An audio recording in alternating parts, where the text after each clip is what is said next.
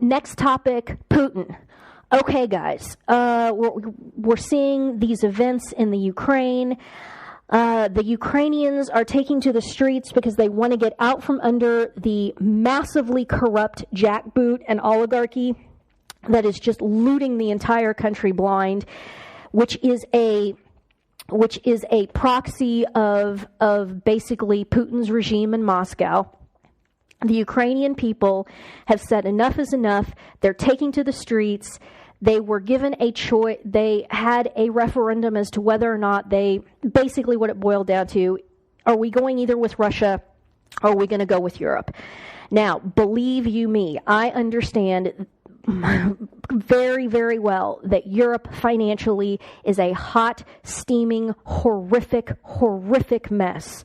And it terrifies me, the thought of the Ukrainian people, jumping out of the frying pan and into the fire, so to speak, by getting financially tied up with Europe, no question.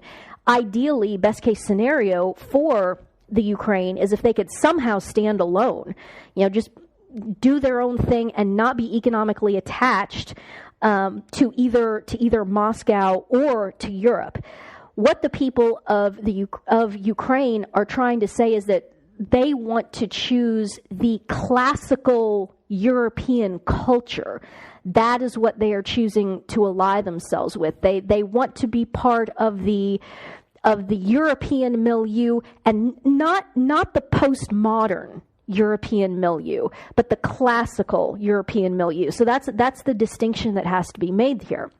Now, I'm getting all kinds of people and seeing all kinds of things, including a Pat Buchanan piece, I think it was earlier this week, in which you guys are falling hook, line, and sinker for Putin's shtick. Putin is an evil man. He has journalists imprisoned, and journalists routinely are killed and turn up dead, and everybody knows that they've been assassinated by the regime. Putin is an extraordinarily evil man. The difference is that between Putin and, let's say, Obama, who of course is just a puppet front, but the difference between the man Putin and the man Obama is that Putin is smart. Putin's ex-KGB. And he knows how to play and manipulate people and public opinion, and it is manifesting itself very strongly right now with Americans who are looking at Putin and seeing clips of him, for example, going into a church and crossing himself and kissing icons and saying, well, look at that. Putin's a Christian. No, Putin knows how to cross himself and go into a church and kiss icons and give the appearance of Christianity. Putin is not a Christian. How can you fall for this?